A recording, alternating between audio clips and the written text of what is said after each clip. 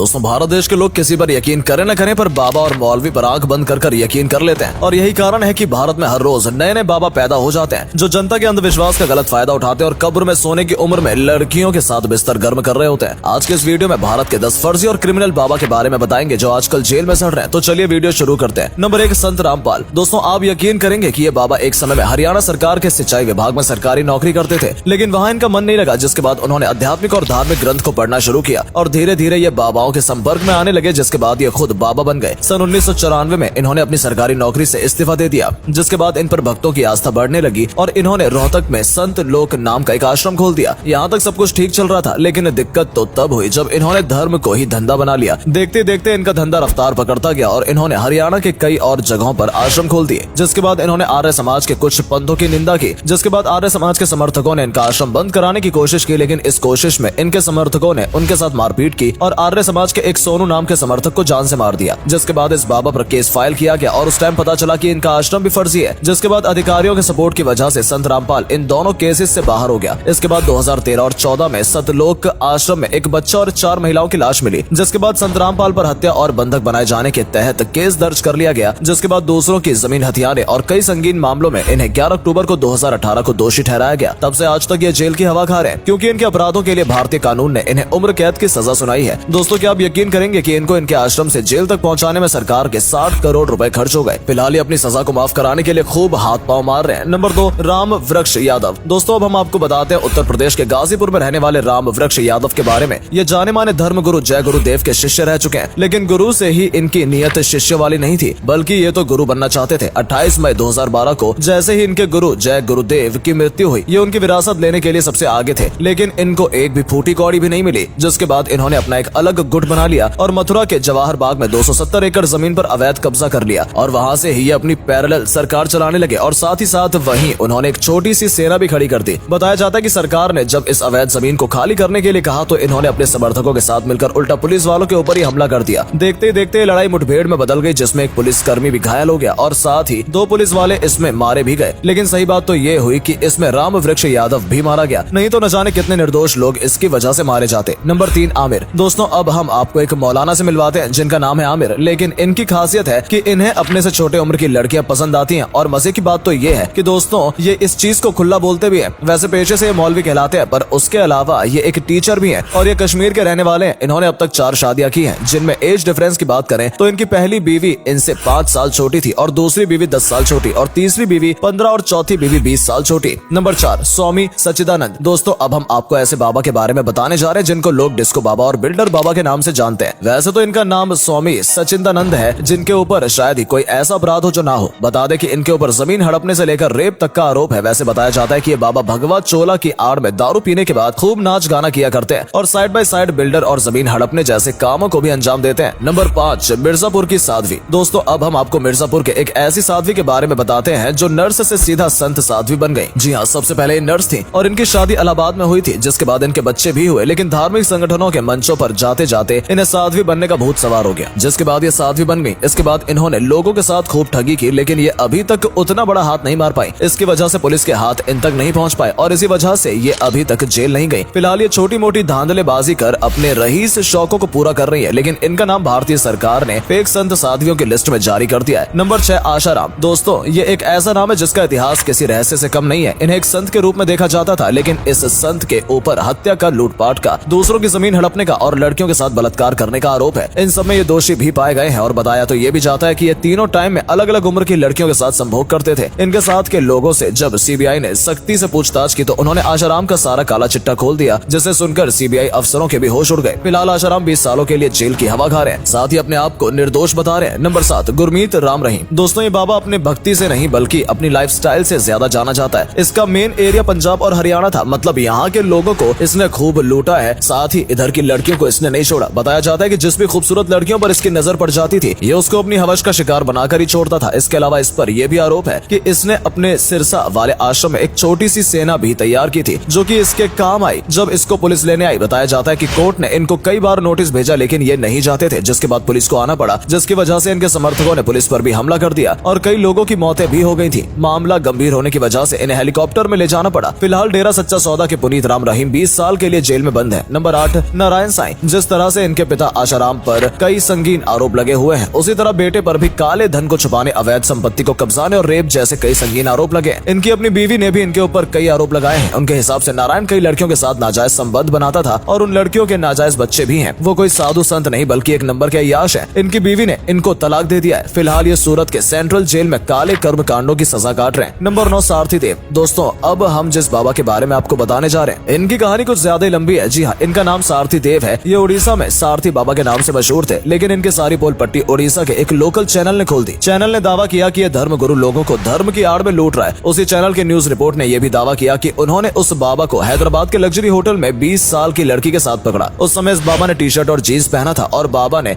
अपने खाने के लिए चिकन फ्राई का ऑर्डर दे रखा था, जिसके बाद पुलिस पर प्रेशर पड़ा और पुलिस ने इसे गिरफ्तार कर लिया। लेकिन फिर वही हुआ जो हर बाबा की गिरफ्तारी में होता है। बाबा के समर्थक पुलिस से भिड़ गए, लेकिन जैसे तैसे जेल पहुंचाया गया और धीरे धीरे कई लोग ने इस बाबा का भांडा फोड़ दिया। आज सारथी बाबा जेल से छूटकर भारत में ही एक गुमनाम जिंदगी जी रहा है। लेकिन हैरानी की बात तो यह है कि आज भी कई लोग इसे भगवान मानकर इसकी पूजा करते हैं। नंबर 10 स्वामी नित्यानंद। दोस्तों इस बाबा की करतूत सुनकर आपके भी होश उड़ जाएंगे। दरअसल इनकी एक कैमरा रिकॉर्डिंग लीक हो गई, जिसमें एक सस्ती सी एक्ट्रेस स्वामी के ऊपर थी और स्वामी जी उसके नीचे, जिसके बाद पूरा दक्षिण भारत दो गुटों में बंट गया और कई लोगों ने इनको सही बताया तो कई लोगों ने गलत भी बताया। फिर धीरे धीरे एक के बाद एक यौन शोषण के मामले इस बाबा पर लगते रहे। बाबा को पुलिस ने पकड़ा पर बहुत जल्द इनको जमानत भी मिल गई, जिसके बाद बाबा ने फायदा उठाया और चुपके से देश छोड़कर विदेश भाग गए। बताया जाता है इन्होंने किसी टापू पर अपना देश बसा लिया है। जी हाँ दोस्तों, उस देश का नाम कैलासा है। तो दोस्तों आज की वीडियो में सिर्फ इतना ही। आपको हमारी वीडियो कैसी लगी कमेंट में जरूर बताइएगा। साथ ही साथ वीडियो को लाइक करना बिल्कुल ना भूलें। धन्यवाद।